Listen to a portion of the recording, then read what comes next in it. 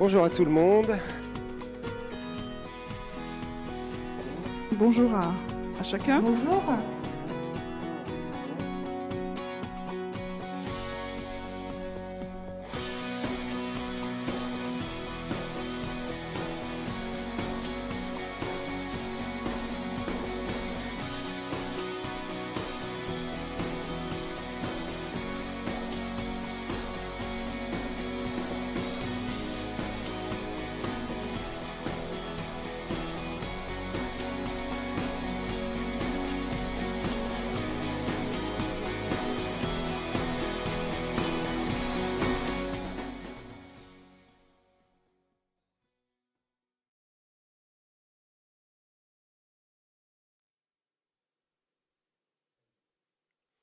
Eh bien, bonjour à tous. Bienvenue sur la chaîne YouTube de l'Assemblée chrétienne de Toulouse. Et c'est vraiment une joie de vous accueillir pour partager avec vous ce temps de Pâques, ce culte de la résurrection. Nous célébrons ce matin celui qui est sorti du tombeau, celui que la mort n'a pas pu retenir, parce qu'il est le juste éternel de Dieu. Et lorsqu'il est mort pour nous, il est mort à notre place, mais il est ressuscité le troisième jour et il a été élevé à la gloire. Il est vivant, Jésus est vivant. Et c'est pour ça que nous sommes dans la joie ce matin. C'est vrai que les circonstances sont difficiles, qu'on est dans un temps de confinement, un temps où il y a cette pandémie qui continue, mais on veut vraiment fixer les regards sur celui qui est ressuscité et nous réjouir ensemble. Et je voudrais m'adresser spécialement aux enfants ce matin. Je sais qu'il y a beaucoup de familles qui nous regardent et qui sont là avec leurs enfants. Vous avez la possibilité de danser, même si votre salon n'est pas très grand, même si vous êtes dans une pièce qui n'a pas tout ce qu'il faut. Vous pouvez danser. Je sais qu'il y en a même qui ont des bannières parmi les enfants. Et allez-y ce matin, on vous fait confiance. Libérez votre joie. Bien sûr, les adultes, vous pouvez le faire aussi. Mais en tout cas... je crois que c'est vraiment un temps de fête, un temps de célébration tous ensemble. Alors on va commencer en proclamant qu'il est vivant et qu'il est puissant. Nous nous confions dans les promesses de Dieu. Sa parole dit, il accomplit. Sa fidélité ne faillira jamais. Et sa bonté s'étendra de jour en jour. Tu es puissant, tu es vivant. Tu te lèveras le dernier sur la terre. Tu es puissant, tu es vivant. Et ton amour pour toujours nous couvrira. Nous nous confions dans les promesses de Dieu. Ce que sa parole dit, il accomplit. Sa fidélité ne faillira jamais. Et sa bonté s'étendra de jour en jour. Tu es puissant, tu es vivant, tu te lèveras le dernier sur la terre. Tu es puissant, tu es vivant, et ton amour pour toujours nous couvrira. Il n'y a plus contre nous de condamnation. Le pouvoir du mal est à jamais brisé. Par sa main puissante, Dieu nous a libérés. Il guidera nos pas pour l'éternité. Tu es puissant, tu es vivant. Tu te lèveras le dernier sur la terre. Tu es puissant, tu es vivant, et ton amour pour toujours nous couvrira. Tu es ma délivrance, tu es ma force.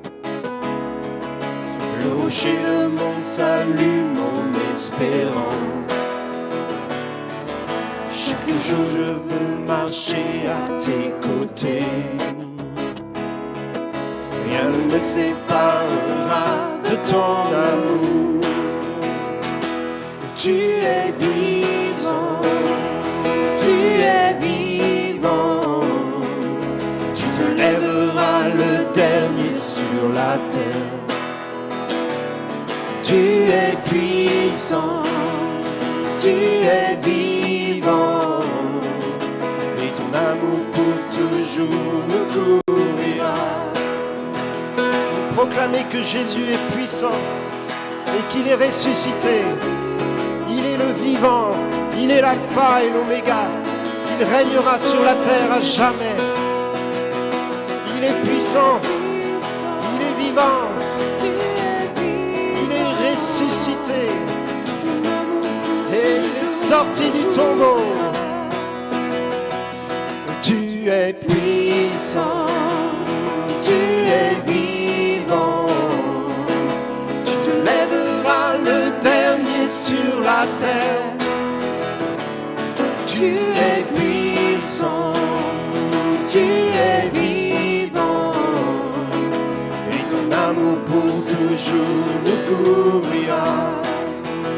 Nous nous confions dans les promesses de Dieu. Ce que sa parole dit, il accomplit. Sa fidélité ne faillira jamais. Et sa bonté s'étendra de jour en jour. Amen. Tu es puissant, tu es vivant. Tu lèveras le dernier sur la terre. Tu es puissant, tu es vivant. Et ton amour pour toujours nous couvrira. Il n'y a plus contre nous de condamnation.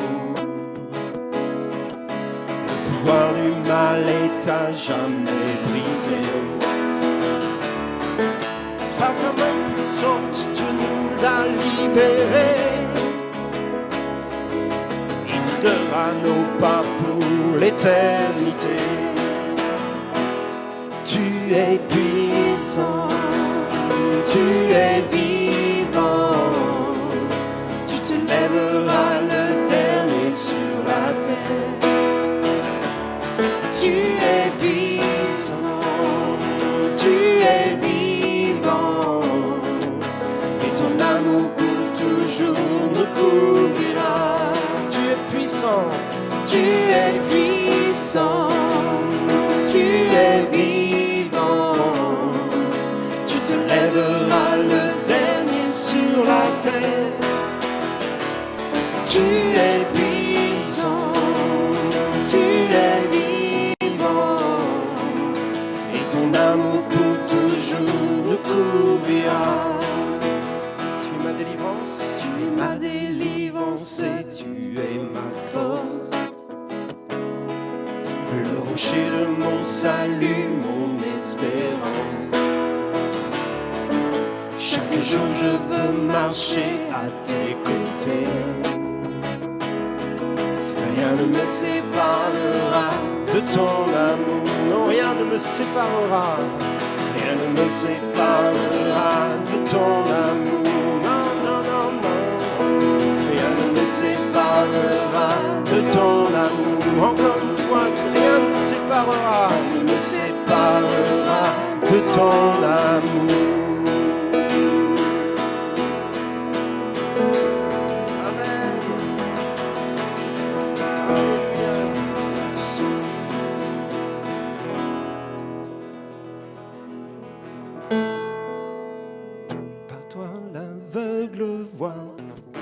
Par toi le muet chante, par toi les morts revivent, par toi nos cœurs adorent.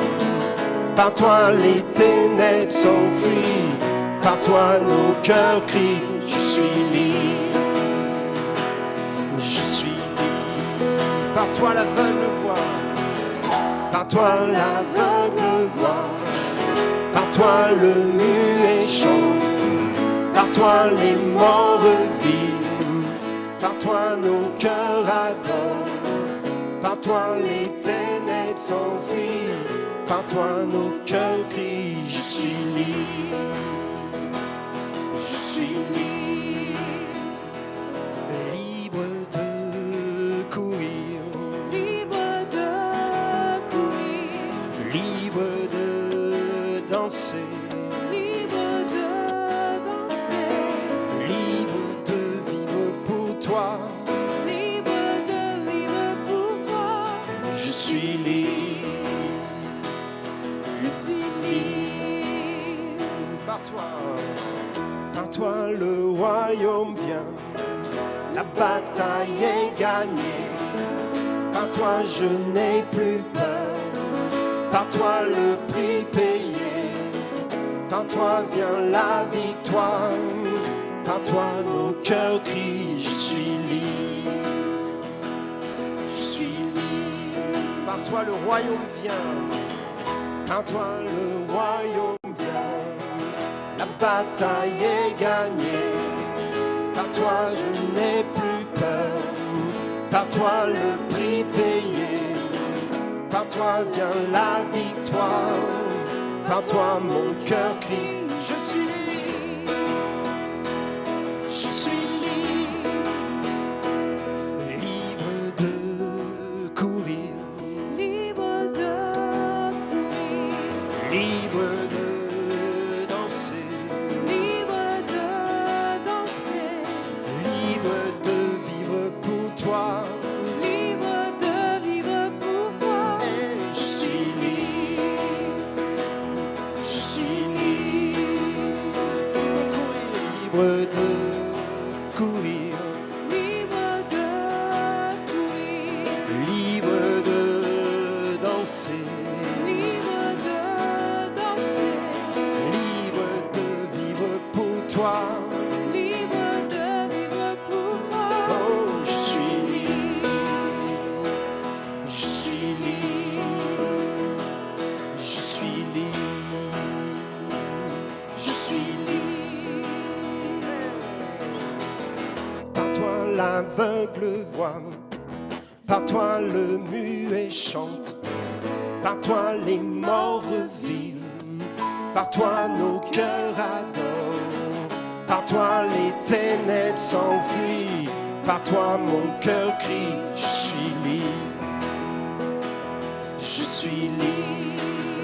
Encore par toi l'aveugle voit, par toi le muet chante, par toi les morts vivent, par toi nos cœurs adorent, par toi les ténèbres s'enfuient, par toi mon cœur crie, je suis libre, je suis libre, libre de courir, Libre de courir, libre de danser, libre de danser, libre de vivre pour toi. libre de vivre pour toi. Et je suis libre, je suis libre, libre de courir, Libre de courir, libre de danser, libre de danser, libre de vivre pour toi. libre de vivre pour toi. Je suis libre, je suis libre, je suis libre,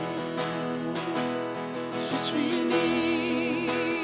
Par toi le royaume, par toi le royaume vient, la bataille est gagnée. Par toi je n'ai plus peur, par toi le prix payé, par toi vient la victoire, par toi mon cœur crie, je suis libre, je suis toi le royaume, par toi le royaume vient. La bataille est gagnée, par toi je n'ai plus peur, par toi le prix payé, par toi vient la victoire, par toi mon cœur crie, je suis libre, je suis libre, je suis libre, je suis libre,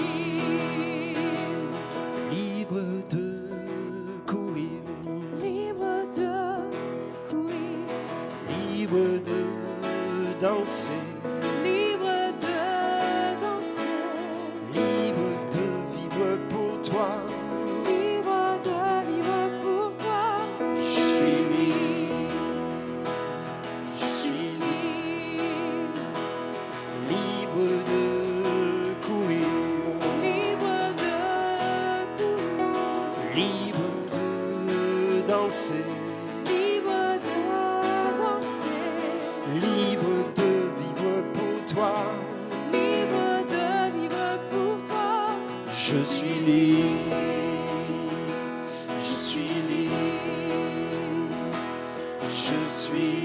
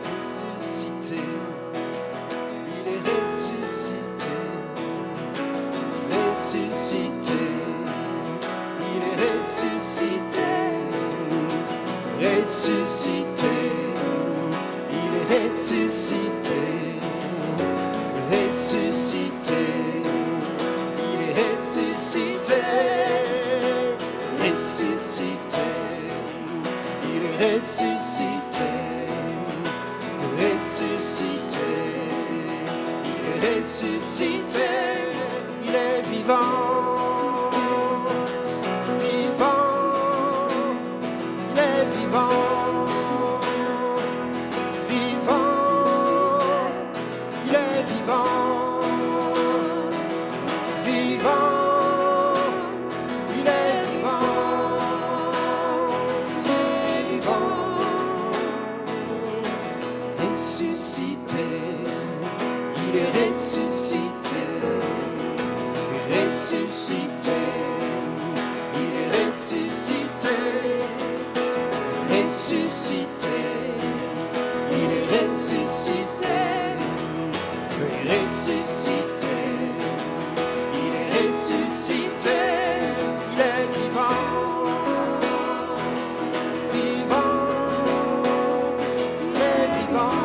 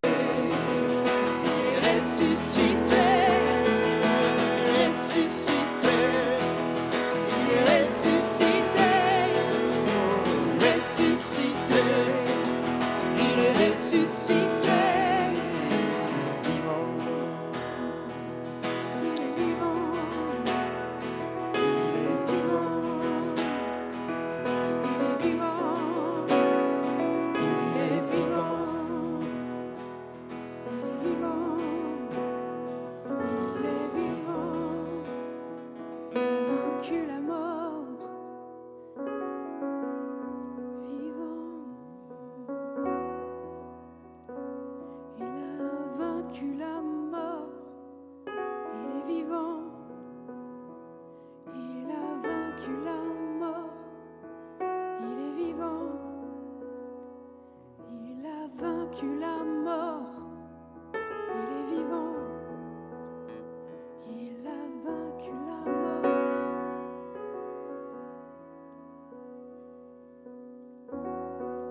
Et il vit aujourd'hui, et il agit aujourd'hui dans ce monde. Nous accueillons ta présence, Seigneur Jésus. Nous accueillons l'esprit de résurrection, l'esprit de la vie qui jaillit du Père, qui jaillit du sanctuaire. Nous accueillons ta présence et nous disons, Seigneur, répands ton parfum, répands ta présence au milieu de nous, dans nos maisons, dans nos appartements, dans les rues de la ville, dans les rues des cités.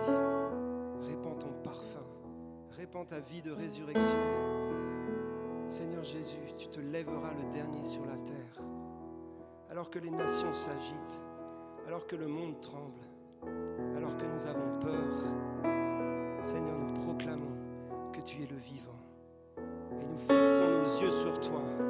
Nous regardons à celui qui est mort et ressuscité pour nous. Et nous célébrons sa victoire. Il est vivant. Tu es vivant. Tu es vivant. Et nous t'accueillons. Je viens t'offrir, Seigneur,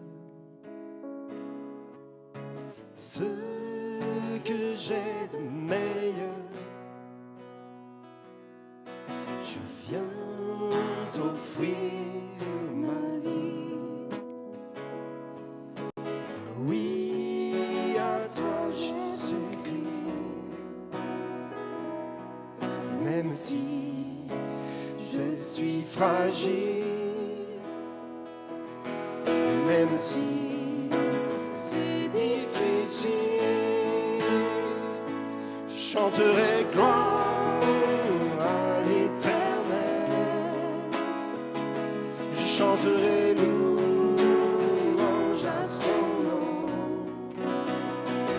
je chanterai Dieu, mon essentiel. Je chanterai en l'honneur de son nom. Je viens t'offrir, Seigneur, ce que j'ai de meilleur. Je viens t'offrir ma vie. Oui, à toi,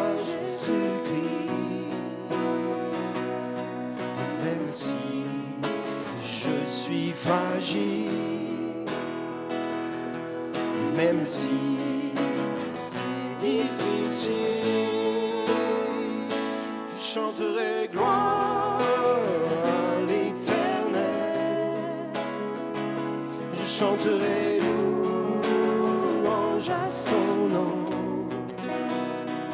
je chanterai Dieu, mon essentiel, je chanterai louange à son nom, je chanterai gloire à l'Éternel, je chanterai louange à son nom, je chanterai Dieu, mon essentiel, je chanterai en l'honneur de son nom. Je viens te dire, Seigneur, que tu es mon bonheur. Rien ne peut détruire notre bel avenir. Je viens te dire, Seigneur, que tu es mon bonheur. Non, rien ne peut détruire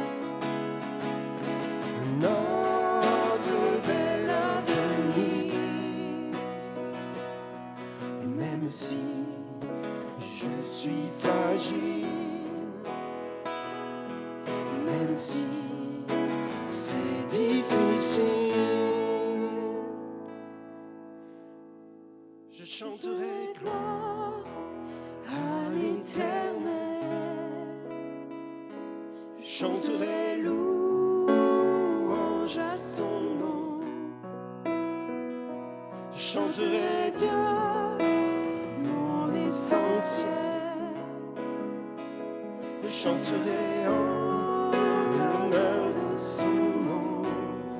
Je chanterai gloire à l'Éternel. Je chanterai louange à son nom. Je chanterai Dieu, mon essentiel. Je chanterai en l'honneur de son nom. Je chanterai gloire à l'Éternel. Je chanterai louange à son nom. Je chanterai Dieu, mon essentiel. Je chanterai en l'honneur de son nom. Je chanterai Gloire à l'Éternel. Je chanterai louange à son nom. je chanterai Dieu, mon essentiel. je chanterai Et en l'honneur de son nom. Toute ma vie, je redirai que tu as donné ta vie. Toute ma vie, je redirai que tu as payé le prix. Toute ma vie, je redirai, tu as donné, que tu as donné ta vie. Toute ma vie, je redirai, tu as payé le prix, tu as payé le prix. Toute ma vie, toute ma vie. je redirai, tu as donné, Tu as donné ta vie. toute ma vie, je redirai, tu as payé le prix, Tu as payé le prix. Toute ma vie. je dirai que je vis pour toi, que je ne vis que pour lui. Je chanterai gloire à l'Éternel. Je chanterai louange à son nom. Je chanterai Dieu, mon essentiel. Je chanterai en l'honneur de son nom.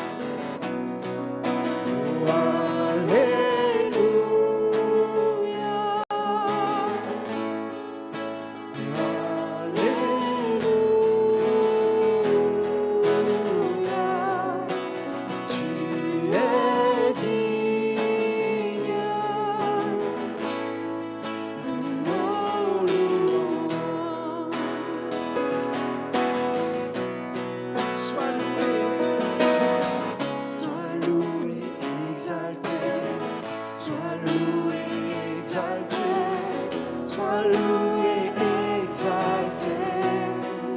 Oh Jésus, toi que nous glorifions, toi que nous exaltons, ton nom soit glorifié. Sois loué, exalté, sois loué, exalté, sois loué, exalté. Oh Jésus, toi que nous glorifions, toi que nous exaltons, ton nom soit glorifié.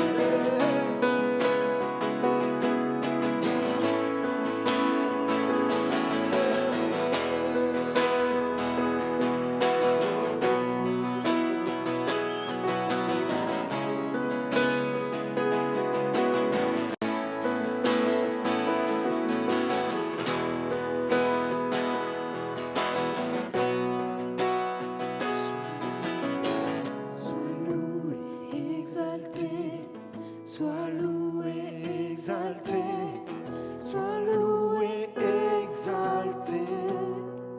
Oh Jésus, toi que nous glorifions, toi que nous exaltons, ton nom soit glorifié. Sois loué, exalté, sois loué, exalté. Sois loué, exalté. Oh Jésus, toi que nous glorifions, toi que nous exaltons, ton nom soit glorifié. Alléluia.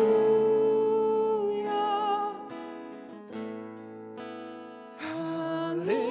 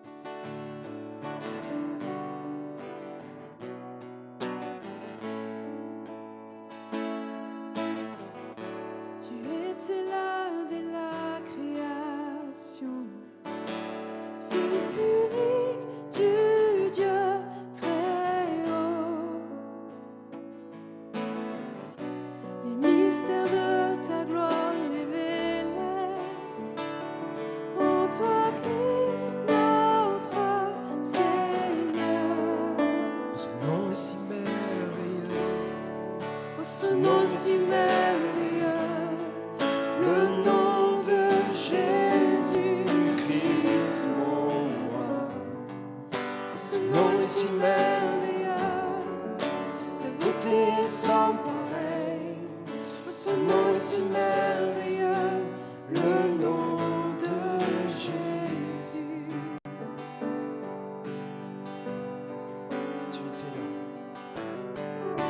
Tu étais là dès la création, Fils unique du Dieu très haut. Le mystère de ta gloire révélé en toi, Christ, notre Seigneur. Son nom est si merveilleux, son nom est si merveilleux, le nom de Jésus-Christ, mon roi. Ce nom est si merveilleux, sa beauté sans pareil. Ce nom est si merveilleux, le nom de Jésus.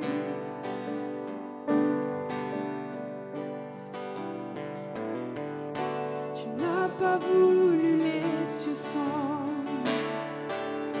Alors Jésus, tu es venu. Ton amour a vaincu mon péché. Rien ne peut nous séparer. Ce nom est si glorieux, oh ce nom est si glorieux, le nom de Jésus-Christ, mon roi. Ce nom est si glorieux, sa beauté sans pareil. Ce nom est si glorieux, le nom de Jésus. Si merveilleux, ce nom est si merveilleux, le nom de Jésus-Christ, mon roi. Ce nom est si merveilleux, sa beauté sans pareil. Ce nom est si merveilleux, le nom de Jésus. La terre a tremblé, le voile s'est déchiré, les amants, la mort et le péché. Les cieux chantent sa gloire, éclat de ta victoire, car tu es le roi ressuscité. Tu es sans rival, tu es sans égal, Dieu tu triomphes à tout jamais. À toi soit le règne, à toi soit la gloire, ton nom surpasse tout autre nom. La terre a tremblé, le voile s'est déchiré, nous viendrons la mort et le péché. Les cieux chantent ta gloire, l'écho de ta victoire, car tu es le roi ressuscité. Tu es sans rival, tu es sans égal, Dieu tu triomphes à tout jamais. À toi soit le règne, à toi soit la gloire, ton nom surpasse tout autre nom. Il est sans rival, tu es sans rival, tu es sans égal, Dieu tu triomphes à tout jamais. À toi soit le règne, à toi soit la gloire, ton nom surpasse tout autre nom. Ce nom si merveilleux, ce nom si merveilleux, le nom de Jésus-Christ, mon roi. Ce nom si merveilleux, sa beauté sans nom est si merveilleux, le nom de Jésus. Ce nom est si glorieux, ce nom est si glorieux, le nom de Jésus-Christ, mon roi. Ce nom est si glorieux, sa beauté sans pareil. Ce nom est si glorieux, le nom de Jésus.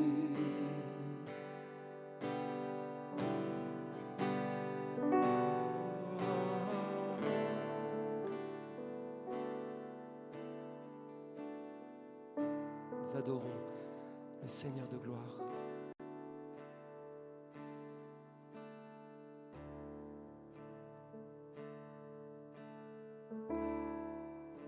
Et nous nous prosternons devant lui.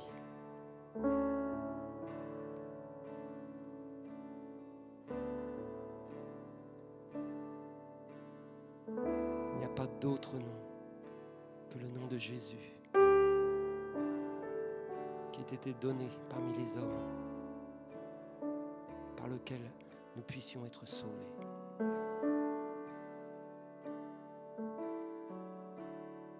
À lui toute la gloire, toute la louange et toute l'adoration de nos vies.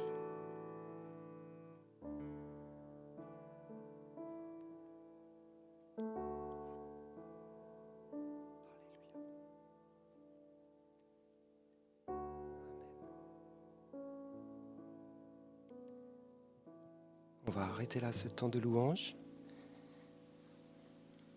On aura deux temps particuliers ce matin. Un premier message qui sera donné par Sandra Ramage, pour ceux qui ne la connaissent pas, et qui nous conduira dans un temps de scène. C'est la Pâque, c'est le moment encore plus privilégié de partager le pain et le vin ensemble. Et ensuite, moi-même, je viendrai parler de la résurrection. Juste une annonce qui est importante, qui nous concerne tous, au-delà de l'Assemblée chrétienne de Toulouse. Vous le savez certainement, nous avons un rendez-vous particulier ce soir. Il y a un temps de prière qui est organisé par le réseau Nouvelle Connexion et par France Prière. C'est un temps qui est vraiment mis à part pour être tous ensemble. Alors bien sûr, pas dans une grande salle, mais chacun devant notre écran pour partager. C'est sur la chaîne YouTube de France Prière, et pour partager ensemble un temps d'intercession et de prière pour notre pays, pour notre nation. On a beaucoup d'invités qui seront là, qui vont partager et qui vont nous conduire dans des temps particuliers d'intercession sur des sujets précis. Et on vous donne tous rendez-vous ce soir à 20h30. Et ça va être un temps vraiment important pour le pays. Ça fait suite, bien sûr, à toute la chaîne de prière que nous avons ensemble depuis 2 semaines maintenant, qui s'appelle Sentinelle 24/7. Et vous savez qu'il y a plus de 2000 personnes qui se sont inscrites sur des créneaux de prière. Et on est vraiment dans un mouvement de Dieu pour notre nation et au-delà pour toutes les nations de la terre. La prière monte comme jamais. Et le Seigneur est le Dieu qui entend la prière de ses enfants. Et il va exaucer la terre. Alors soyez au rendez-vous ce soir à 20h30 sur la chaîne YouTube de France Prière. Je laisse toute la place à Sandra.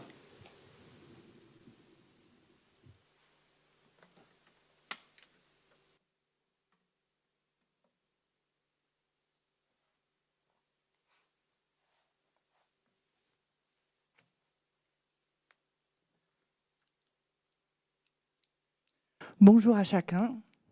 C'est vraiment une joie et un privilège de passer ce moment avec vous et de célébrer ce jour de Pâques et ce jour de victoire.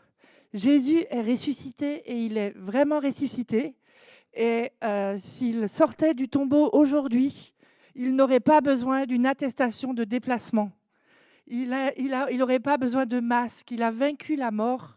Il est vivant aujourd'hui et c'est une vraie espérance. Et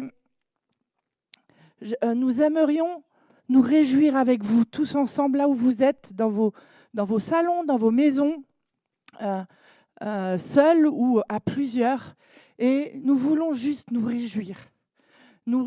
Et si, dans tous les cas, nous ne sommes pas ou vous n'êtes pas dans la joie, ce n'est pas un problème parce que Jésus-Christ, il est vivant et il est venu aujourd'hui vous apporter sa vie, vous apporter son réconfort.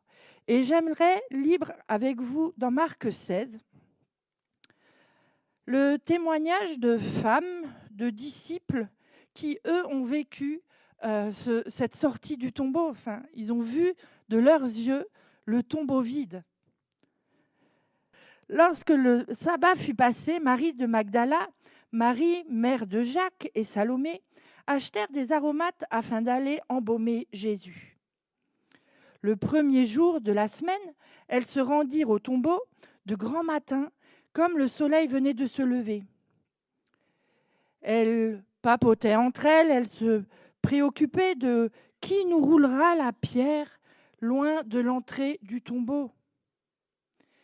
Et levant les yeux, elles aperçurent que la pierre, qui était très grande, avait été roulée. Nous pouvons nous imaginer la tête de ces femmes. Elles entrèrent dans le tombeau, virent un jeune homme assis à droite, vêtu d'une robe blanche, et elles furent épouvantées.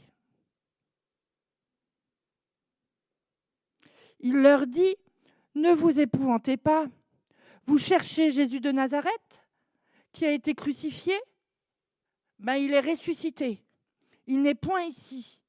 Voici le lieu où on l'avait mis. Mais allez dire à ses disciples et à Pierre qu'il vous a précédé en Galilée.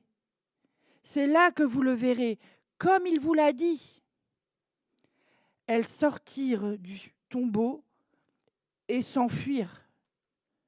La peur et le trouble les avaient saisies, et elles ne dirent rien à personne à cause de leur effroi. Et la parole poursuit avec un autre témoignage. Jésus, étant ressuscité le matin du premier jour de la semaine, apparut d'abord à Marie de Magdala, de laquelle il avait chassé 7 démons. Elle alla emporter la nouvelle à ceux qui avaient été avec lui et qui s'affligeaient et qui pleuraient Jésus qui était mort. Quand ils entendirent qu'il vivait et qu'elle l'avait vu, ils ne le crurent point. Ils ne le crurent point. Après cela, il apparut sous une autre forme à 2 autres disciples qui étaient en chemin pour aller à la campagne. Ils revinrent l'annoncer aux autres qui ne les crurent pas non plus. Enfin, il apparut aux 11. Jésus apparut aux 11 alors qu'ils étaient autour de la table. Et il leur reprocha leur incrédulité et la dureté de leur cœur, parce qu'ils n'avaient pas cru ceux qu'il avait vus ressusciter. Puis il leur dit: « Allez par tout le monde et prêchez la bonne nouvelle à toute la création. Celui qui croira et qui sera baptisé sera sauvé, mais celui qui ne croira pas sera condamné. Voilà les miracles qui accompagneront ceux qui auront cru. En mon nom, ils chasseront les démons, ils parleront de nouvelles langues, ils saisiront des serpents. S'ils boivent quelque breuvage mortel, il ne leur fera point de mal. Ils imposeront les mains aux malades et les malades seront guéris. » Important tout ce récit, plein de témoignages différents. Jésus qui apparaît à certains, des femmes qui voient le tombeau vide. À cette époque-là, déjà, il y a un changement, il y a un vrai changement, un changement qui va changer l'humanité tout entière. Une nouvelle ère commence déjà à cette époque. Et nous, dans ce que nous vivons, je me rappelle, après être revenue des Vosges, parce que j'étais montée pour des raisons familiales, je suis rentrée chez moi, j'ai ouvert la porte et j'ai senti qu'on n'avait pas changé de saison, qu'on avait changé d'air. C'était une ère nouvelle, une ère où on ne pouvait pas rester avec les habitudes d'avant. Des choses devaient mourir, des choses devaient changer, le style de vie allait complètement changer. Comment, quoi, je ne sais pas. Mais je savais que moi-même, je ne pourrais plus être la même, que mon voisin ne pourra plus être le même. Et je crois fondamentalement que les femmes, les disciples, quand ils ont vu Jésus, quand ils ont réalisé, ils ont dû se dire, mais là, il y a quelque chose qui change. Ils ont dû sentir au plus profond d'eux-mêmes qu'il y a un basculement, que la vie ne sera plus jamais comme avant. Un changement d'air. Et il y a aussi tout ce temps de réalisation, de réaliser ce qui se passe. Et là, on n'est pas égaux. On voit des femmes qui étaient parties dans un but précis, s'occuper de leur mort, de leur bien-aimé Jésus. Et elles étaient préoccupées par des choses très techniques. Qui allait rouler la pierre pour qu'on puisse y accéder? C'est pas évident. Et la terreur, quand elles ont vu que le tombeau était vide, qu'est-ce qui est passé dans la tête de ces femmes? Qui a volé Jésus? Qu'est-ce qui s'est passé? Je me mettais en méditant ce passage, je me mettais à leur place, mais je crois que j'aurais fui et je me serais cachée et je ne sais pas si je serais revenue en vrai. Tellement ça devait être terrifiant. Et elles ont été prises d'effroi et le silence les a pris et elles n'ont rien pu dire. C'est une réaction à laquelle nous pouvons chacun être confrontés devant des situations que nous vivons dans ce temps de confinement. Je pensais à des projets qui s'éteignent, la vie, elle s'arrête du jour au lendemain. Mais qu'est-ce qu'on fait de ça? Des deuils. Et pourquoi? Et comment? Et c'est pas juste. Et on est là et on est pris de peur, de crainte parce qu'on ne connaît pas l'avenir.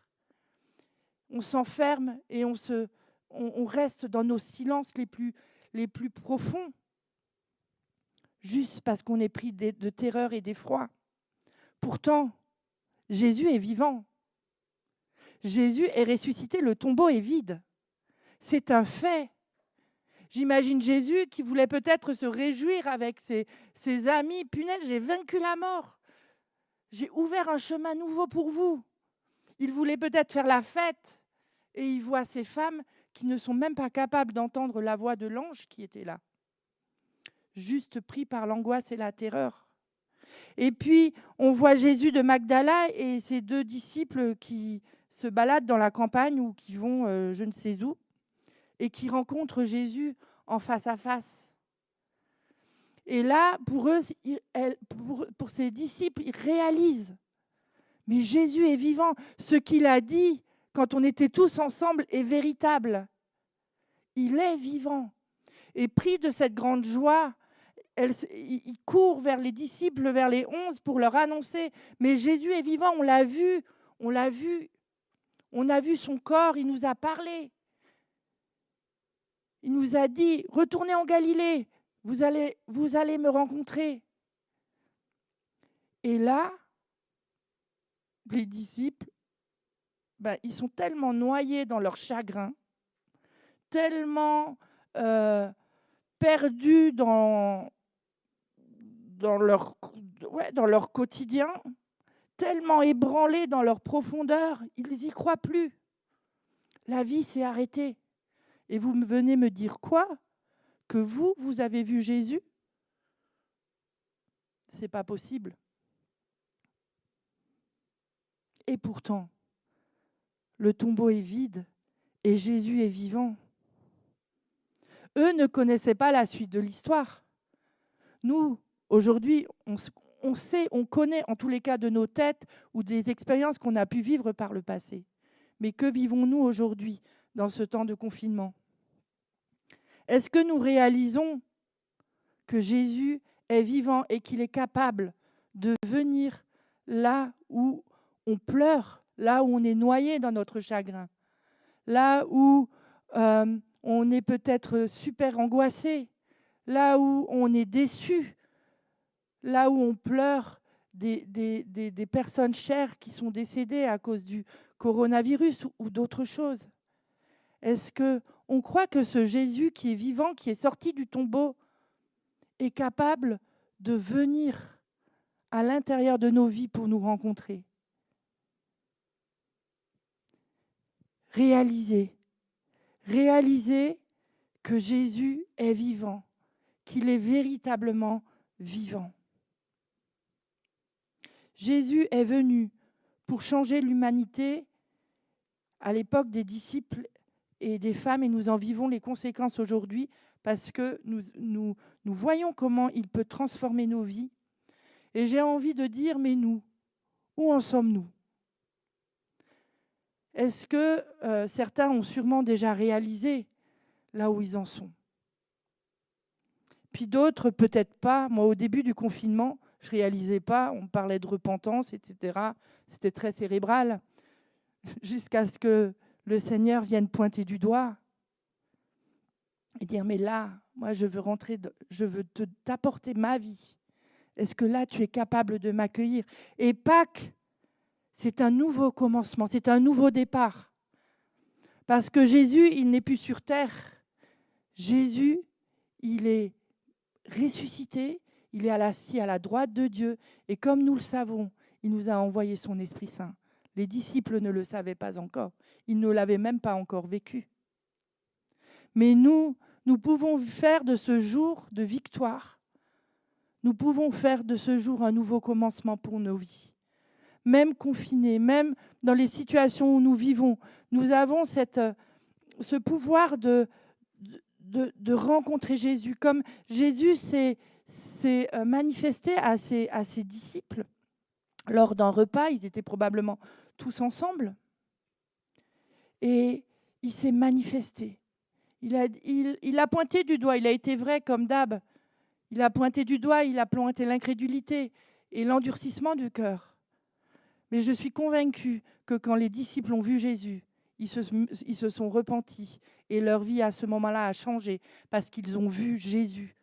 Ils ont vu qu'il était vivant et ils ont voulu avancer et marcher à sa suite. Et pour nous, aujourd'hui, nous allons prendre la Sainte Seine ensemble. Et ce que nous voulons, c'est accueillir Jésus là où on en est, accueillir la vie de Jésus. Au début, quand j'étais chez moi toute seule, je me posais la question, mais Seigneur, en vrai, on fait comment? Et dans mon désespoir, à un moment donné, j'ai dit, j'ai besoin, Seigneur, j'ai besoin que tu me montres comment t'accueillir, comment te rencontrer, comment ça peut être un nouveau départ. Et juste, je l'ai invité. Symboliquement, j'ai allumé une bougie et j'ai dit, mais viens avec ta lumière, viens en moi. Et je l'ai laissé me montrer ce qu'il voulait vivre avec moi, ce qu'il voulait guérir en moi. Et aujourd'hui, je sais que quand l'angoisse peut venir, quand des peurs, la peur de l'avenir peut venir, je reviens à cet endroit-là et je prends le temps de dire, Seigneur, je t'accueille. Seigneur, je sais que c'est un nouveau départ. Et il va y avoir un nouveau départ, un temps de prise de nouveaux repères. La Sainte Seine, on ne la prendra plus comme avant. Aujourd'hui, nous savons que ce pain, c'est vraiment le symbole que Jésus a été meurtri à la croix pour nous, pour nos péchés, pour nos douleurs, pour nos maladies. Le vin, c'est cette nouvelle alliance. Es-tu prêt à prendre ce nouveau départ avec Jésus comme tu ne le connais pas? Parce qu'aujourd'hui, nous allons apprendre à le connaître d'une nouvelle façon pour vivre cette nouvelle ère. Je vais vous inviter à prendre cette Sainte Seine dans ce sens-là. Commencer cette nouvelle ère, continuer, parce qu'elle a déjà amorcé, mais continuer cette nouvelle ère, ce jour de Pâques, en disant aujourd'hui, c'est un nouveau départ. Aujourd'hui, j'accueille mon roi, j'accueille mon Seigneur, j'accueille mon Sauveur. Peut-être que vous ne l'avez peut-être que certains des internautes, vous ne le connaissez pas. Et vous vous dites, mais ouais, moi je veux bien, mais comment? Reconnais que Jésus est ton sauveur. Reconnais que c'est lui qui est mort à la croix pour tes péchés. Reconnais que sans lui, tu ne peux pas vivre. Et tu verras une différence dans ta vie. Je le crois. Je le crois pour l'avoir vécu. Je le crois pour le voir encore aujourd'hui. Juste repens-toi de tes péchés. Repens-toi d'avoir vécu sans lui. Et tu peux prendre alors ce pain et ce vin en disant, OK, je reconnais que tu es mort pour mes meurtrissures. Et alors que vous êtes chez vous à la maison, je vous encourage si vous êtes plusieurs, à prendre le pain et le vin ensemble. Si vous êtes plusieurs sur Zoom, ouvrez vos micros, priez ensemble. C'est vraiment un temps qu'on veut vivre en famille et nous aussi ici, on va le prendre ensemble. Et juste, on va prendre le pain, le tremper dans le vin. Et comme ça, on respecte toutes les mesures barrières. Mais on veut vivre ce temps ensemble. Alors, je vais prier. Seigneur, merci. Merci parce que tu es mort à la croix. Tu es mort à la croix pour mes péchés. Tu es mort à la croix pour mes meurtrissures. Là où je suis blessée, là où je ne comprends pas. Merci parce que tu as payé le prix de ta vie. Et aujourd'hui, tu as vaincu la mort et tu es ressuscité, tu es vivant. Merci pour cette nouvelle alliance. L'alliance de ton sang. Nous pouvons déclarer aujourd'hui que nous sommes une famille.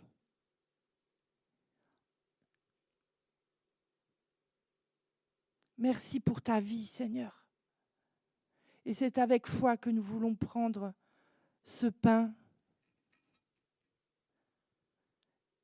et ce vin pour dire, Seigneur, nous t'accueillons dans nos vies. Je vous invite à prendre le pain et le vin chez vous et puis à ceux qui sont ici de le prendre ensemble.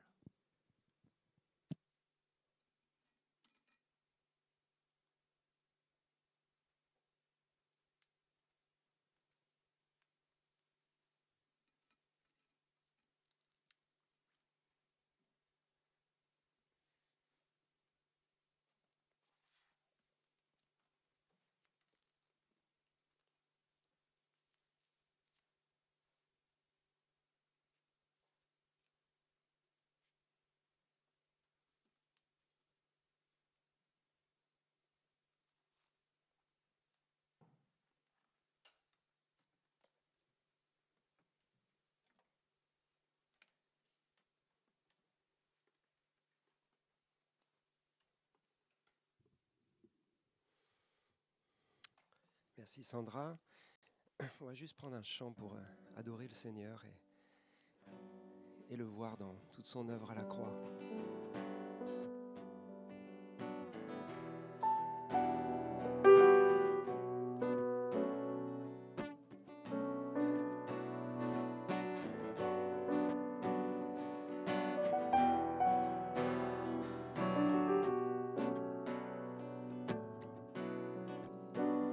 Me voici, je m'abandonne, premier des pécheurs, dernier des hommes, de la poussière, aimé de moi, le roi de l'univers, aimé de toi, à genoux mon cœur se noie quand je contemple la croix. Et j'élève les mains dans lesquelles tes mains furent transpercées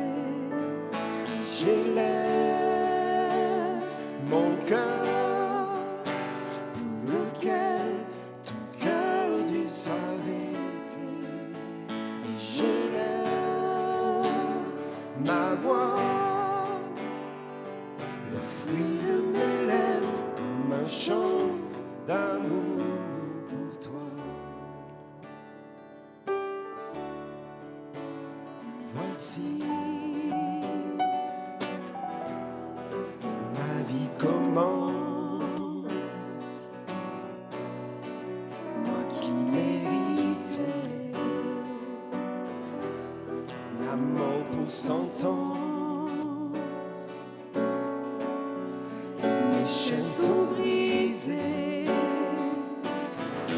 les murs s'effondrent. Tu as tout changé. En une seconde,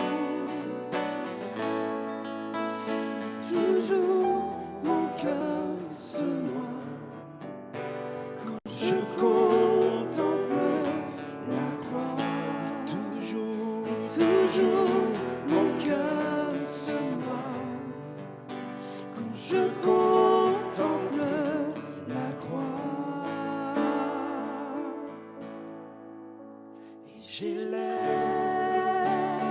les mains pour lesquelles tes mains furent transpercées. Et j'élève mon cœur pour lesquels ton cœur dut s'arrêter. Et j'élève ma voix, le fruit de mes lèvres, comme un chant d'amour pour toi. J'élève les mains pour lesquelles tes mains furent transpercées. J'élève mon cœur pour lequel ton cœur dut s'arrêter. J'élève ma voix, le fruit de mes lèvres, comme un chant d'amour pour toi.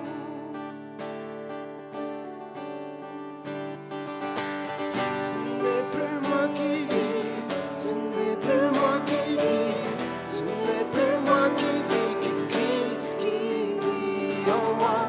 Ce n'est plus moi qui vis, ce n'est plus moi qui vis, ce n'est plus moi qui vis, c'est Christ qui vit en moi. Ce n'est plus moi qui vis, ce n'est plus moi qui vis, ce n'est plus moi qui vis, c'est Christ qui vit en moi. Ce n'est plus moi qui vis, ce n'est plus moi qui vis, ce n'est plus moi qui vis, c'est Christ qui vit en moi. Christ qui vit en moi.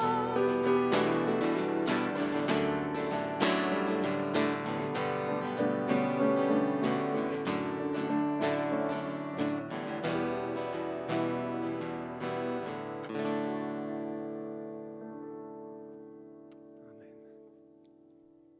Que la vie de Jésus vous remplisse, chacun d'entre vous. Soyez visités par son amour, par sa présence, et qu'il vive dans tout ce que vous faites, dans tout ce que vous êtes, et dans tout ce que vous partagez autour de vous. Voilà, je vais continuer par un petit partage de la parole de Dieu avec chacun de vous.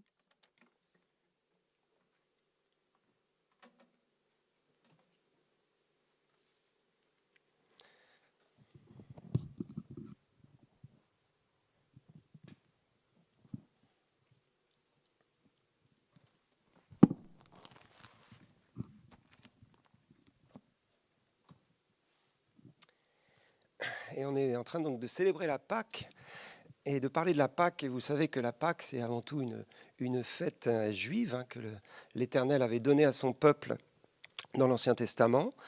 Parmi les 3 grandes fêtes juives, c'est certainement celle qui est centrale. Vous le rappelez, il y a la Pâque, il y a la Pentecôte, donc Pessah, Shavuot, et ensuite la dernière grande fête, c'est la fête des tabernacles, Sukkot. Et ces 3 fêtes étaient 3 rendez-vous qui étaient donnés au peuple d'Israël, qui devait monter chaque année pour rencontrer l'Éternel, pour célébrer sa gloire.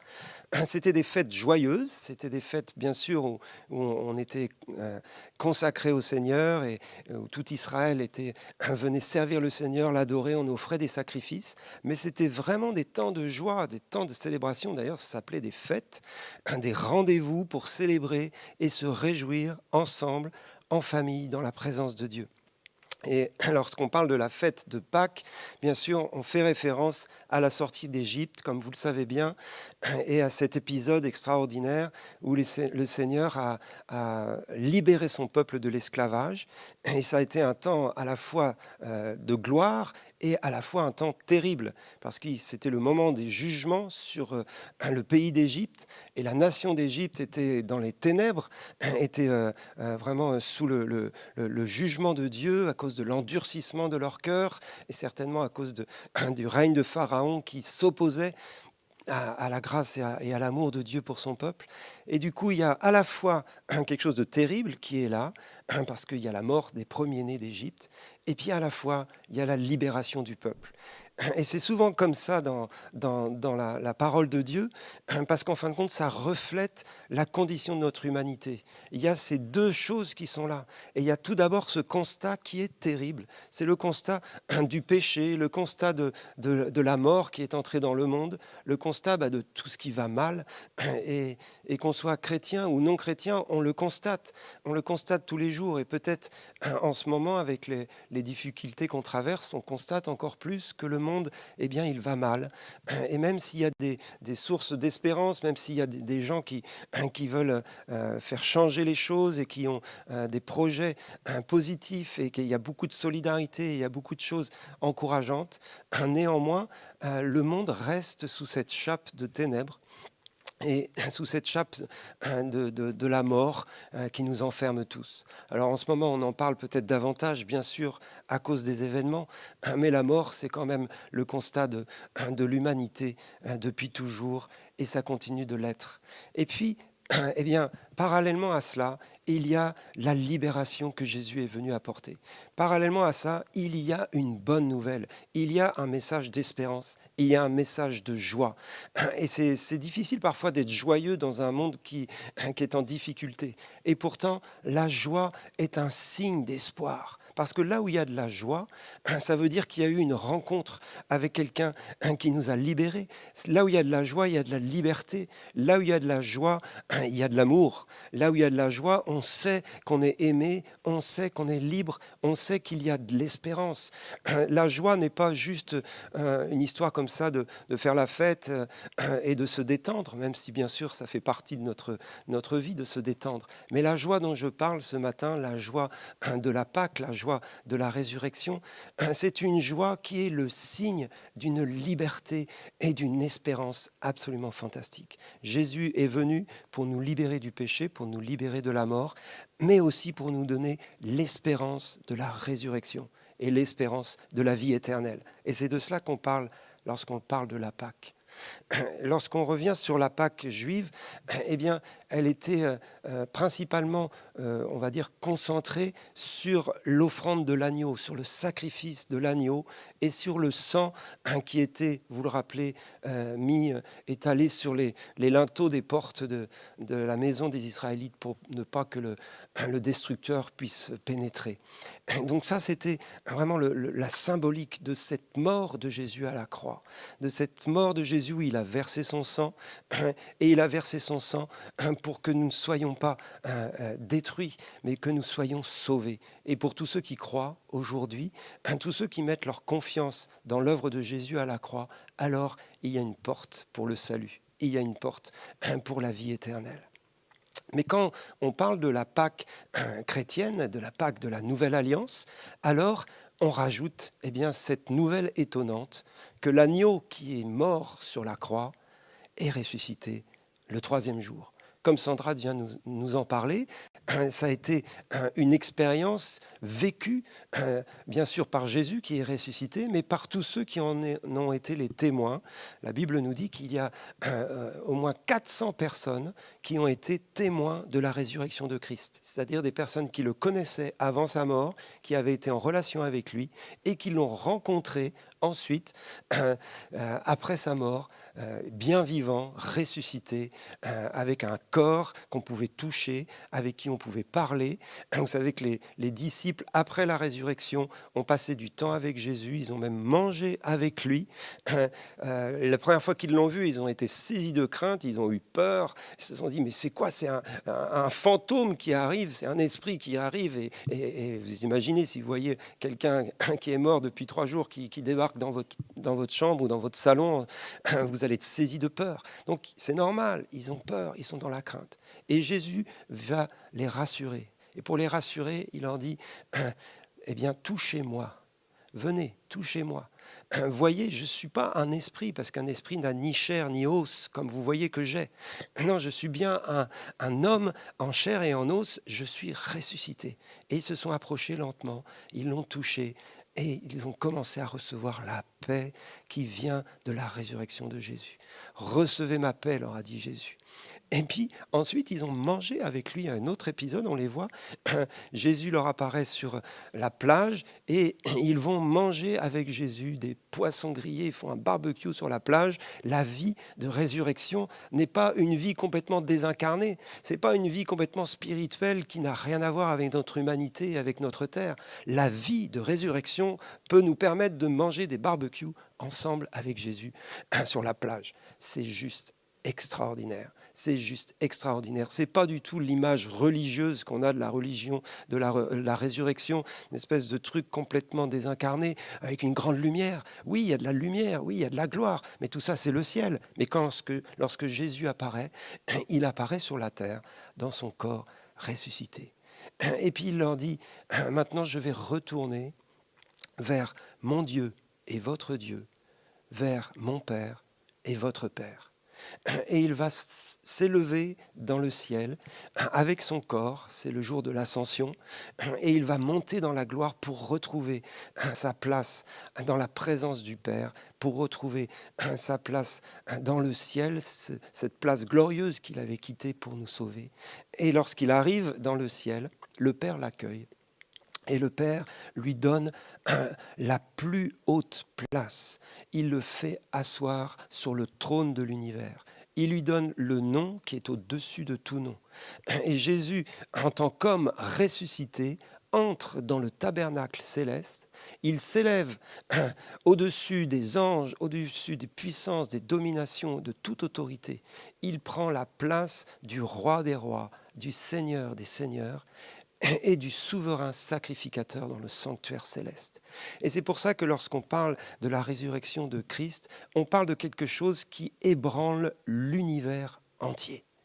Tout a été réconcilié avec le trône de Dieu et avec la présence du Père par le sacrifice de Jésus à la croix et par sa résurrection.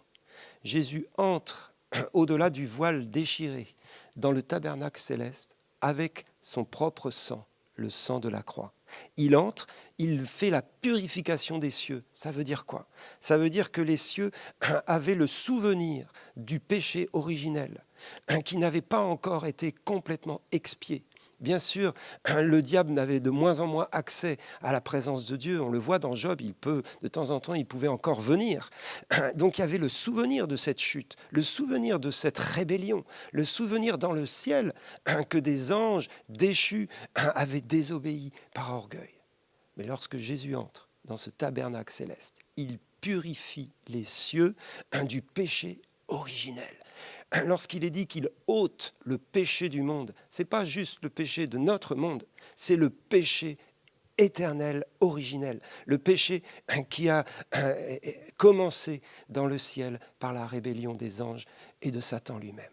Jésus réconcilie toutes choses avec le Père par sa mort sur la croix. Donc lorsqu'on parle de la résurrection, les cieux tremblent. Parce que le sang de Jésus, c'est le sang de la vie de quelqu'un qui est vivant.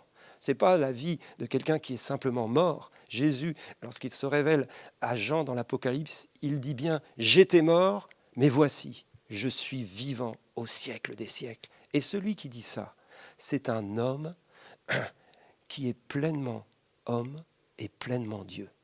Et c'est ça qui fait trembler l'univers.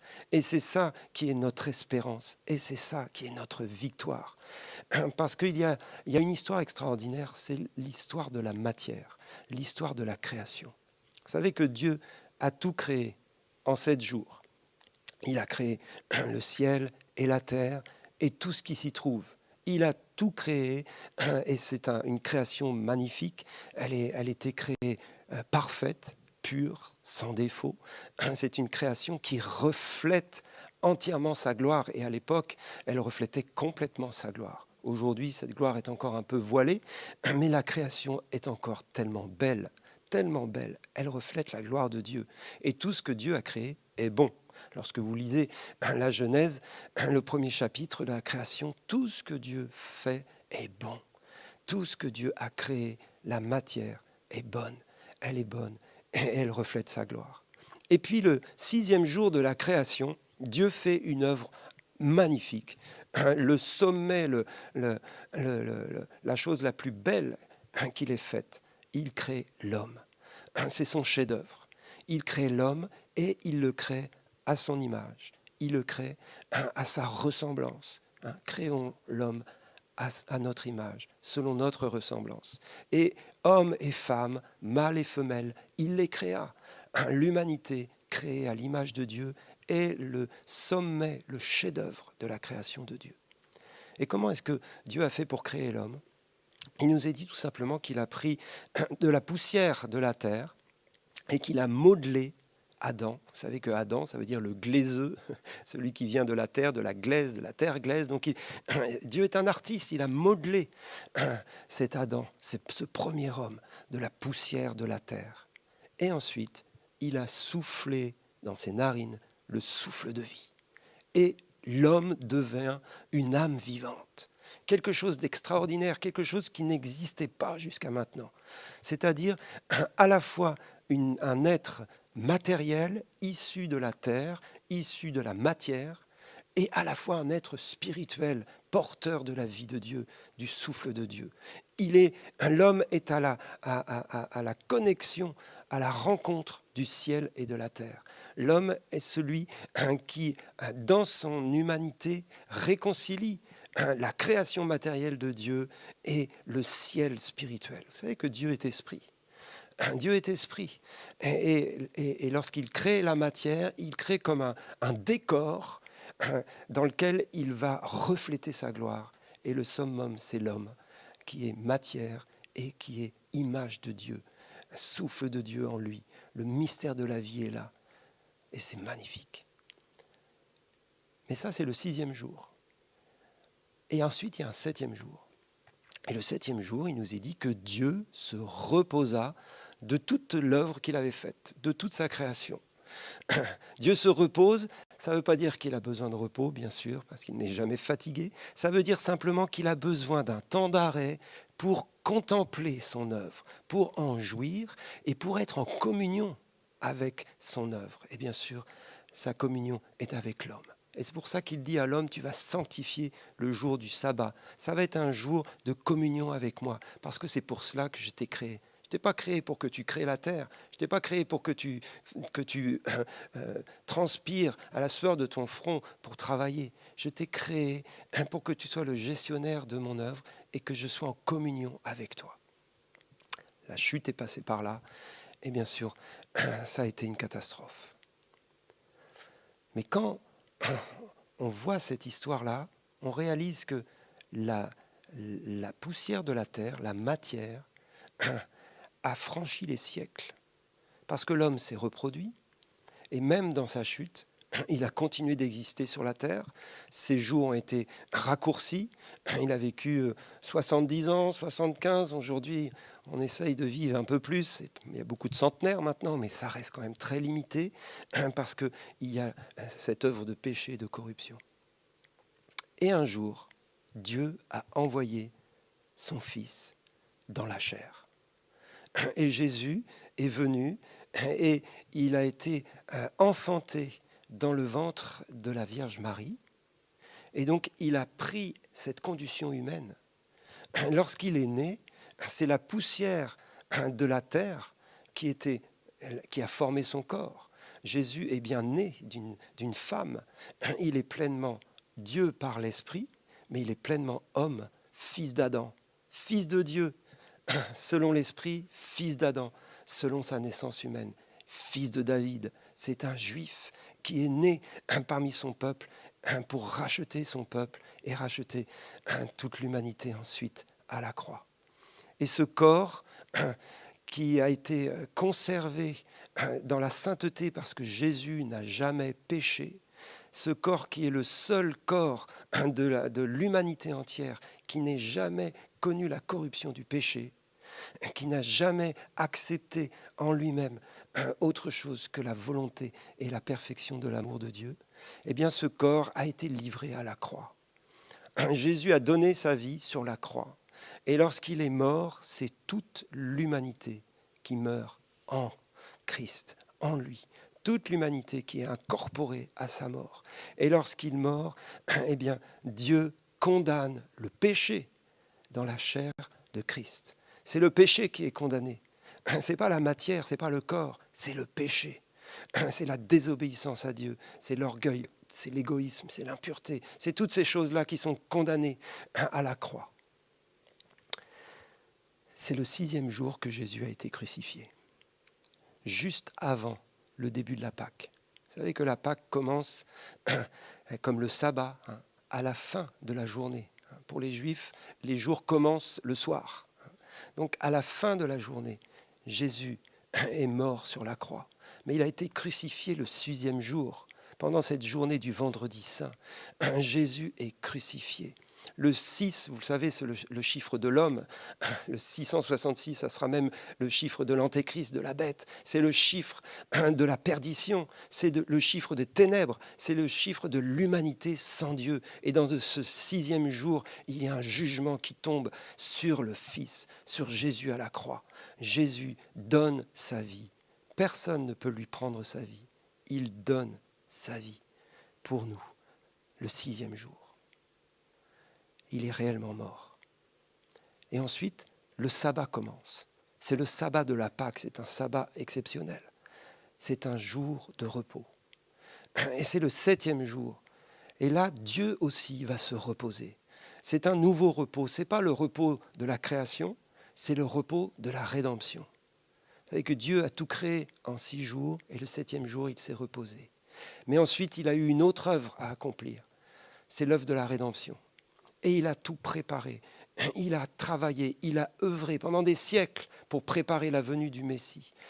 Et ce 7e jour de la Pâque, lorsque Jésus est descendu du tombeau, de la croix, et que son corps est mis dans le tombeau, alors Dieu se repose de son œuvre de la rédemption. Vous vous rappelez la parole que Jésus a proclamée sur la croix? Il en a dit plusieurs, mais il y en a une qui est essentielle. Tout est accompli. Tout est accompli. La justice de Dieu et sa grâce sont réconciliées. La colère de Dieu qui vient sur le péché est maintenant réconciliée avec son amour parce que le Fils a pris la place des pécheurs et des coupables. Donc Dieu est apaisé. Donc Dieu entre dans le repos. Lorsque Jésus est au tombeau, le Père est en repos. Et c'est un temps de shalom. C'est un temps extraordinaire de shalom et de paix. La justice est accomplie. Dieu a fait retomber sur lui le châtiment qui nous revenait. La colère de Dieu est tombée sur le Fils. Et il y a comme un repos, et il y a comme une justice, et il y a comme une paix profonde dans ce 7e jour du tombeau. La mort, pour nous, est un lieu de repos. Alors que la mort, pour beaucoup, est un lieu de crainte, de peur, on a peur de mourir. La mort est maintenant un lieu de repos parce que nous entrons dans la présence de celui qui est vivant. Et nous entrons dans la gloire. L'apôtre Paul disait qu'il préférait même s'en aller et mourir. C'est de loin ce qui était préférable pour lui.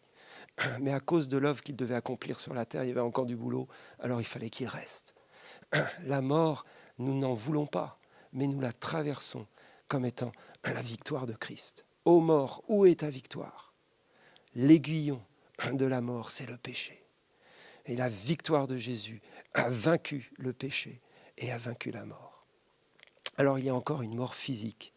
Mais pour tous ceux qui croient que Jésus est mort et ressuscité, cette mort physique n'est pas la fin de toute chose. Cette mort physique nous permet d'avoir accès à l'éternité. Il y a une deuxième mort qui est beaucoup plus grave que la mort physique. C'est la mort éternelle, c'est la mort spirituelle. Et celle-là, nous ne pouvons pas y échapper par nos œuvres, par nos bonnes conduites, par notre propre justice, même avec toutes les meilleures choses qu'on pourrait faire sur la terre pour aider les autres et faire du bien dès qu'on le peut. À cause du péché qui habite en nous, il y a un jugement éternel pour l'humanité entière. Et c'est pour ça que Jésus a donné sa vie. Parce que Dieu a tant aimé le monde qu'il a donné son Fils unique, afin que quiconque croit en lui ne périsse point, mais qu'il ait la vie éternelle. Si nous croyons à ce que Dieu a accompli en son Fils à la croix, alors nous passons de la mort à la vie. Alors nous sommes sauvés et nous ne verrons pas le jugement éternel. Nous passerons directement dans la vie de résurrection et dans l'éternité par la foi, uniquement par la foi. Le fait de croire et de mettre notre confiance à celui qui est mort et ressuscité nous assure la vie éternelle. Parce que nous reconnaissons que nous sommes du 6e jour. C'est-à-dire que nous sommes pécheurs, que nous avons en nous-mêmes des principes de mort, des principes de corruption, de péché, d'iniquité. Il y a de l'orgueil, il y a de l'égoïsme, il y a toutes sortes de mauvais désirs. Et tous nos bons désirs ne peuvent pas racheter nos mauvais désirs. Non, nous constatons que nous sommes dans le 6e jour et nous demandons pardon au Seigneur Jésus pour nos péchés, afin qu'il nous lave, qu'il nous purifie et qu'il nous pardonne totalement de nos fautes. Et c'est comme ça qu'on entre dans la vie et qu'on entre en fin de compte dans un 8e jour. Et ça, c'est extraordinaire. Et c'est quelque chose qui n'est pas dans l'histoire de la Pâque juive, mais qui est dans l'histoire de la Pâque chrétienne. Le 8e jour, le dimanche matin pour nous, mais en fin de compte, c'était le premier jour de la semaine, le 8e jour. C'était le lundi matin. Ça veut dire que c'était un jour qui reprenait le cycle de l'humanité. 1, 2, 3, 4, 5, 6, et on se repose. 1, 2, 3, 4, 5, 6. Mais Jésus n'est pas ressuscité dans le premier jour, il est ressuscité dans le 8e jour. Je m'explique, c'est tout simple. Lazare, vous le savez, lui aussi, il est ressuscité. Mais lorsque Lazare est ressuscité, il est bien ressuscité dans son corps, mais il est revenu dans le 6e jour. Il a fallu qu'il meure à nouveau une deuxième fois. Tandis que Jésus n'est pas ressuscité dans le 6e jour. Il est ressuscité dans un nouveau jour, le jour de l'éternité. Et vous savez, il y a une fête particulière dans la parole de Dieu qui parle du 8e jour. C'est la fête de Soukhot, la fête des tabernacles. Alors que les deux autres, Pâques et Pentecôte, sont des fêtes de 7 jours, Tabernacle est une fête de 7 jours plus 1. Il y a un 8e jour. Et c'est comme si Dieu était en train de préparer la dimension de l'ère éternelle, la dimension du royaume éternel. Il dit, vous allez vous réjouir pendant 7 jours, mais le 8e jour, vous allez faire une fête extraordinaire. C'est la fête de la Torah, et c'est la fête de la joie. C'est la fête où on entre dans quelque chose qui n'est pas de ce monde, qui n'est pas de cette réalité humaine. C'est quelque chose qui préfigure la résurrection et le royaume éternel. Jésus, lorsqu'il est sorti du tombeau, il a inauguré, comme nous l'a dit Sandra tout à l'heure, une nouvelle ère, l'ère du royaume éternel de Dieu qui a commencé le jour de la résurrection de Christ. Le royaume de Dieu a touché cette terre et a manifesté que les choses de ce monde sont ébranlées et les choses inébranlables du royaume éternel ont commencé. Elles ont commencé il y a 2000 ans, mais aujourd'hui elles continuent, et elles vont aller de plus en plus fort. Le royaume inébranlable de Dieu va s'installer. Et donc on est dans un temps d'ébranlement, c'est normal. On est dans un temps d'ébranlement. De la même manière qu'il y a eu un tremblement de terre à la mort de Jésus, il y a des tremblements de terre qui sont spirituels, qui sont matériels, qui sont économiques, qui sont d'ordre de la pandémie. Tout ça, c'est des tremblements de terre. C'est le monde d'aujourd'hui qui est ébranlé. mais nous savons que Christ est ressuscité pour inaugurer cette ère nouvelle. Et tous ceux qui croient en lui, tous ceux qui mettent leur confiance en Jésus ressuscité, eh bien, participeront à ce royaume éternel. Alors je vous en supplie, venez à Jésus, réconciliez-vous avec lui, venez manger avec lui à sa table dans cette nouvelle ère de la résurrection. Venez accepter son invitation parce qu'il frappe à la porte de votre cœur. Il est là pour vous qui ne le connaissez pas et pour vous bien sûr qui le connaissez. Il est là pour rassurer et il est là pour nous remplir de la vie de résurrection de Christ. Je terminerai juste avec ces deux principes concernant notre vie. Il y a ceux qui perdent leur vie et il y a ceux qui donnent leur vie. Et on est mis devant ces deux choix-là. Nous allons tous perdre notre vie parce que nous allons mourir. Et en ce moment, on en parle beaucoup parce que malheureusement, il y a des gens qui perdent leur vie avec cette histoire de Covid-19. Concrètement, il y a des gens qui meurent. Et nous sommes mobilisés. Et l'humanité est mobilisée pour arrêter cette pandémie, afin qu'il y ait de moins en moins de gens qui perdent leur vie. Et forcément, on a compassion de ceux qui perdent leur vie. Mais en ce moment aussi, il y a ceux qui donnent leur vie. Et je voudrais vraiment honorer tout le personnel soignant en France et puis bien sûr dans toutes les autres nations qui, eux, sont en train de donner leur vie pour ceux qui perdent leur vie. Et là, on est vraiment dans quelque chose de concret. Ils donnent leur vie, c'est pas qu'ils soient chrétiens ou pas chrétiens, ça n'a rien à voir. C'est qu'ils ont compris que leur mission est plus importante que leur vie. C'est juste extraordinaire, il faut les honorer. Et ils y vont parfois, bien sûr, à contre-cœur, avec crainte, mais ils y vont parce qu'ils ont compris la responsabilité qui était la leur. Il y a des gens qui perdent leur vie, et eux, ils ont le moyen de les sauver. Alors, ils donnent leur vie. Alors, nous, on le fait comme on peut pour l'instant. On nous a dit que le confinement contribuait grandement à ce qu'il y ait de moins en moins de morts. Donc, on ne donne pas beaucoup notre vie, mais on participe à la fin de cette pandémie. Mais je voudrais vraiment faire le parallèle avec la mort éternelle. Nous allons tous perdre notre vie, mais Jésus a donné sa vie pour nous.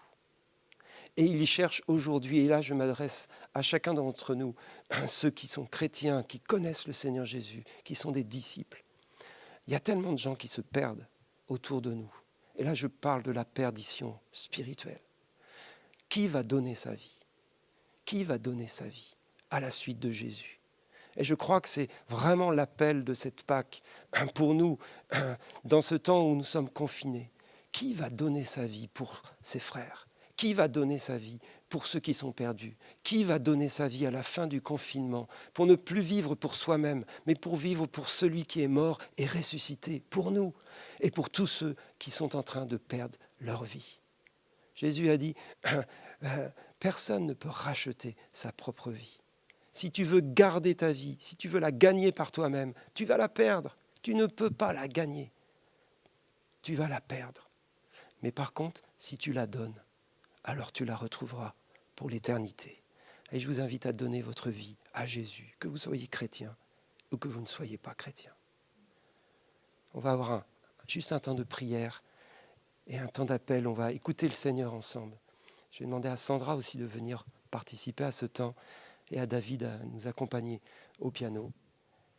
Et on veut vraiment laisser le Seigneur agir dans ce temps de Pâques, dans ce temps de la résurrection.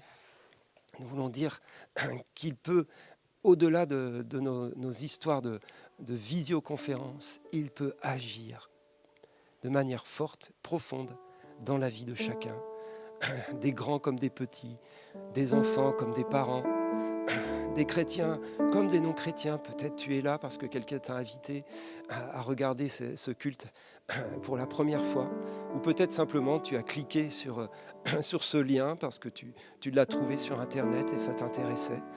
Peut-être tu t'es éloigné du Seigneur et que tu as, dans les circonstances que l'on vit, tu retrouves cette connexion, tu retrouves cette priorité, tu dis, je ne peux pas vivre comme ça, loin du Seigneur toute ma vie. Quel que soit là où tu en es, proche du Seigneur, loin du Seigneur, sans le connaître, en le connaissant très peu ou en le connaissant beaucoup, je t'invite à donner ta vie pour lui. Je t'invite à nouveau à consacrer ta vie pour la première fois, pour la xème fois. Fais-le de tout ton cœur, comme dans un temps solennel, comme dans un temps où il a à nouveau manifesté la gloire de son amour, la gloire de son amour, la gloire de sa croix et de sa résurrection. Et nous le contemplons, mort et ressuscité pour nous. J'appelle le Saint-Esprit vraiment à agir. Là où tu es, tu peux même te mettre à genoux, ou en tout cas fermer les yeux et prier, te donner comme un temps de mise à part, comme un temps où tu laisses Dieu agir, tu laisses Dieu te parler. Je t'invite vraiment simplement à mettre ta main sur ton cœur et tu dis, Seigneur, je ne veux pas essayer de garder ma vie pour moi. Je réalise que je suis perdu en fin de compte. Perdu dans mes péchés, perdu dans mon désespoir, perdu peut-être pour des raisons très matérielles, parce qu'il y a une crise économique qui arrive et pour certains ça va être compliqué. Alors je mets ma main sur mon cœur et je dis, j'ai besoin d'un sauveur, j'ai besoin de quelqu'un qui m'aide, j'ai besoin de quelqu'un qui a la solution pour ma vie présente, mais surtout pour ma vie éternelle. Alors je ne veux pas essayer de me sauver moi-même. J'abandonne ma vie entre les mains de Jésus. J'abandonne ma vie entre les mains de Jésus. Écoutons le Seigneur quelques instants.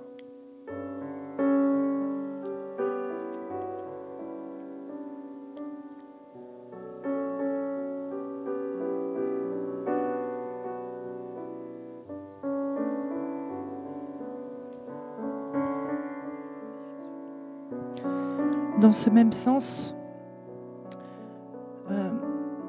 j'ai eu une image là tout à l'heure où je voyais un homme qui était écroulé par terre de désespoir et qui se posait la question, mais c'est quoi l'avenir ?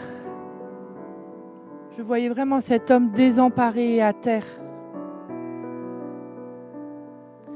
Et Jésus vient vers toi et il te dit, relève-toi. Moi, j'ai la solution. J'ai la solution à ce qui te met dans un tel désespoir. Relève la tête. Donne-moi ma chance de te communiquer mes plans pour ton avenir, pour ton présent. Rien n'est désespéré. Alors ce matin, je prie pour toi. Dans le nom puissant de Jésus, reçois la force.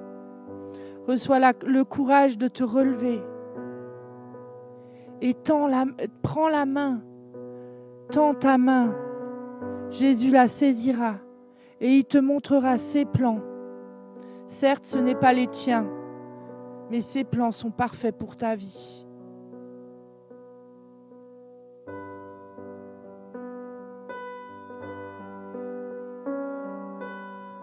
Puis je voyais une personne qui était, une ou plusieurs, saisie de peur et d'angoisse à cause de ce confinement qui se prolonge. Et peut-être l'une ou l'autre avait une douleur au thorax. Juste mets ta main là où il y a cette douleur. Et toi-même accueille Jésus et accueille la paix. Cette paix qui te donne, qui n'est pas celle du monde, c'est une paix qui surpasse toute intelligence. Et je déclare maintenant qu'au lieu de cette douleur d'angoisse, vient la paix du Christ, la paix du ressuscité. Merci Jésus parce que tu enlèves cette douleur maintenant dans le nom puissant de Jésus. Tu enlèves cette douleur, tu enlèves toute angoisse. Et nous déclarons ta paix, la paix puissante qui vient directement du ciel dans ta vie. Et accueille à chaque fois que ça revient. Dieu veut établir cette paix en toi pour tous ces temps qui viennent. Alors saisis-la à chaque instant, chaque jour. Et ce matin, Dieu me montrait quelqu'un qui avait des douleurs aux reins. Et c'est étrange parce que là, je voyais vraiment Jésus qui était en train de changer les reins de cette personne. Alors, si tu es concerné, juste mets ta main sur tes reins et nous déclarons maintenant que Jésus vient ou l'a déjà fait. Il change tes reins maintenant. Il met des reins qui fonctionnent. Et nous déclarons vraiment ce miracle de création maintenant. Nous déclarons la puissance de la guérison. Merci Jésus pour la main que tu poses maintenant. Merci pour les gestes chirurgicaux que toi-même tu viens faire auprès de cette personne. Et nous déclarons la vie sur ses reins. La vie sur ses reins.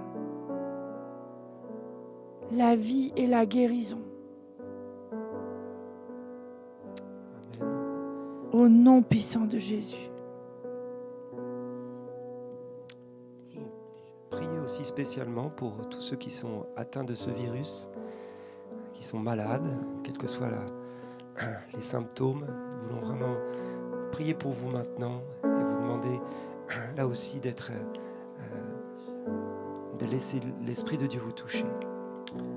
Et je prie au nom de Jésus et je viens contre ce virus et je proclame la guérison dans vos corps par les meurtrissures de Jésus à la croix. Je proclame qu'il y a vraiment une puissance de vie qui vient et qui confronte la puissance de mort qui agit en vous. Et je proclame la guérison.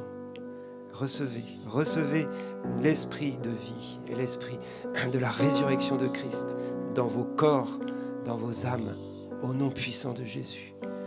Proclamons la victoire de l'agneau, la victoire du sang de Jésus sur chacun d'entre vous. Et nous venons vraiment avec la foi que le Seigneur est à l'œuvre en ce moment même, dans chacun de vos corps, dans chacune de vos vies, dans chacune de nos maisons, dans chacun de nos lieux. Il agit, manifeste ta présence, manifeste ton amour. Viens rassurer, Seigneur, tous ceux qui ont besoin de l'aide. Viens réjouir nos vies, Seigneur, et nos cœurs dans ta présence, parce que tu es vivant, parce que tu es vivant. Nous célébrons ta joie, nous célébrons ta résurrection et ta victoire. Alléluia. Amen. C'est vraiment une grâce de pouvoir vivre ensemble ces temps. Et on va remercier à tous ceux qui ont participé à ce culte, tant à la technique. On est désolé encore pour ce petit saut d'humeur tout à l'heure.